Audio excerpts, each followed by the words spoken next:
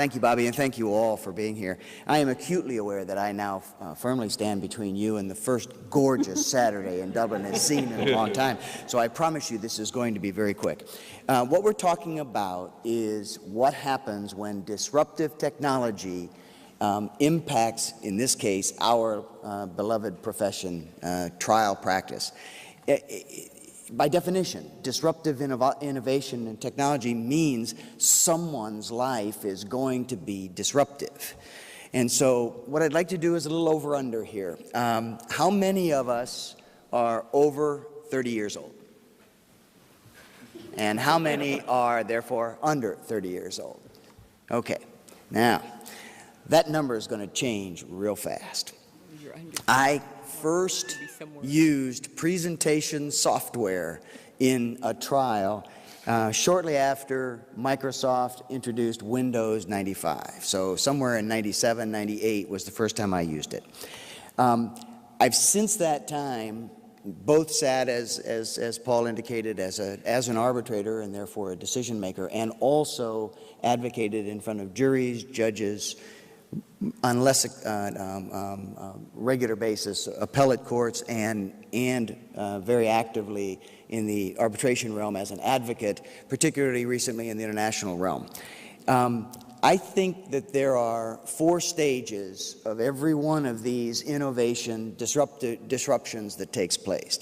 And those 4 phases have a major impact on that over-under divide that I just identified. First, there is inevitably resistance to the innovation. It makes all the sense in the world that those who are in a wonderful position, satisfied with the way that process is functioning and their role within that process, are going to resist it. And equally inevitable is the fact that those of us over 60, who are the ones that are going to be most affected negatively by that disruptive technology, are going to be the most resistant, and we're going to be in the position to be most effectively resistant to that technology.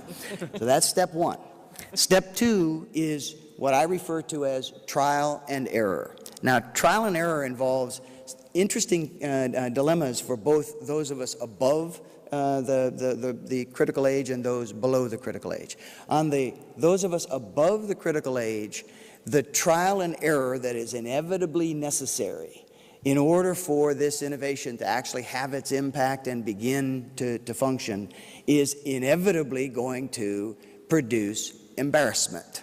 There's no way around it, and there's nothing that can be done to stop it unless, as I did in 1995, I woke up at the age of, I think, 42 or 43, and I said, God, I wish I had been born later so that I could have learned this stuff as I was growing up. And then I went, oh my God, I'm not old enough, because I'm not going to die before this stuff affects the way I do what I do.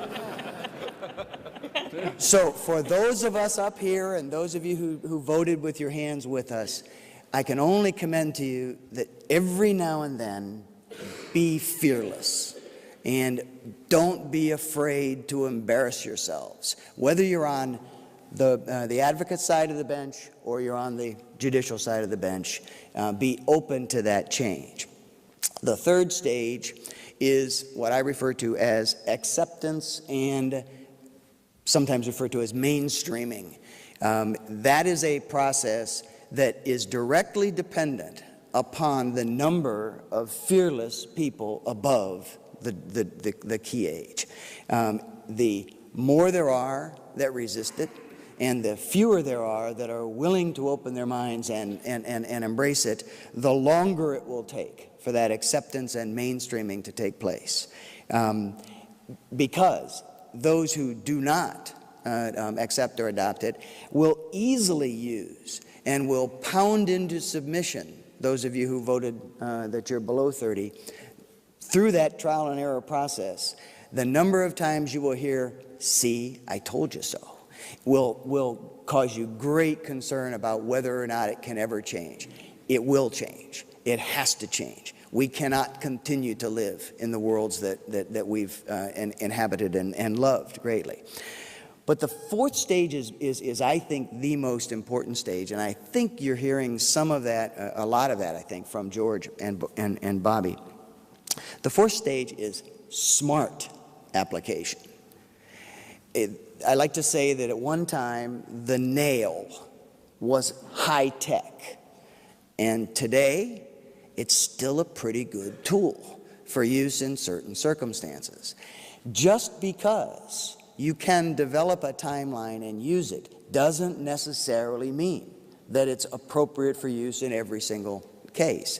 And just because you have a case that has hundreds of thousands of documents and it can be included in a tool like this doesn't mean that at the right time with the right decision maker, a single piece of paper delivered to that decision maker and to that witness or whatever the circumstance may be isn't the best technology for use in that situation.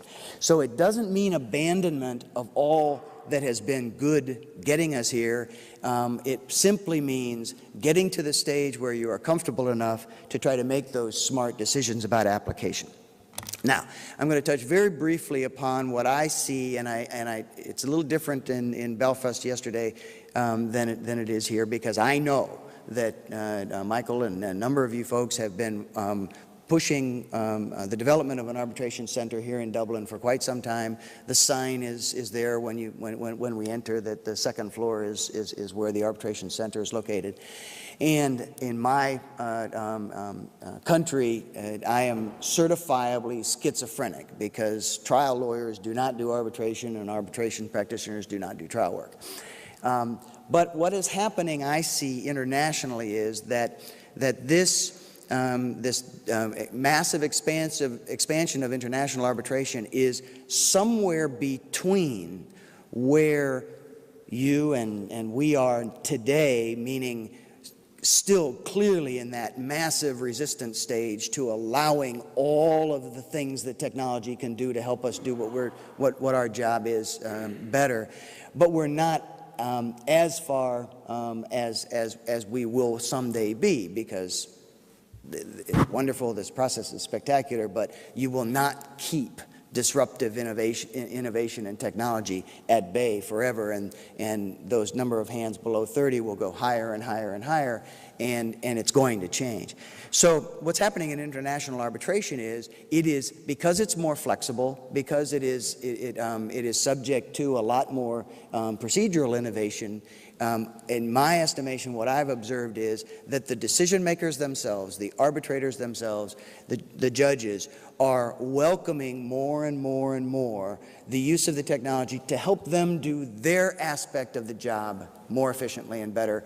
In the case of arbitration, because compensation is based on the amount of cases and hours you can put in, the more effectively you can do that, the more cases you can take and process in a reasonably efficient way. All of the incentive is there, so that the resistance is falling much faster in that setting.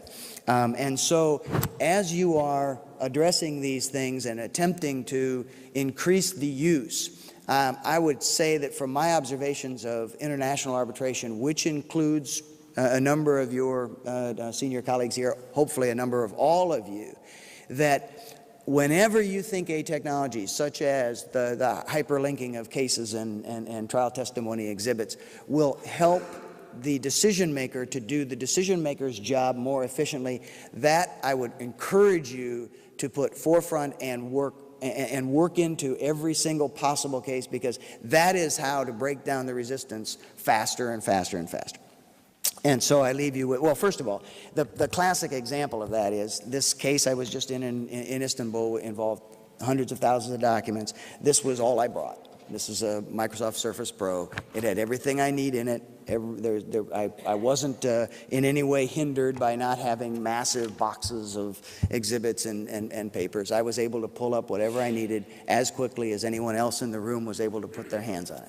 So it is, now I was serving as an advocate in that case. I was not an arbitrator in that case. So there was a bit of nervousness in whether I'd be able to do that. And so I leave you with the following message.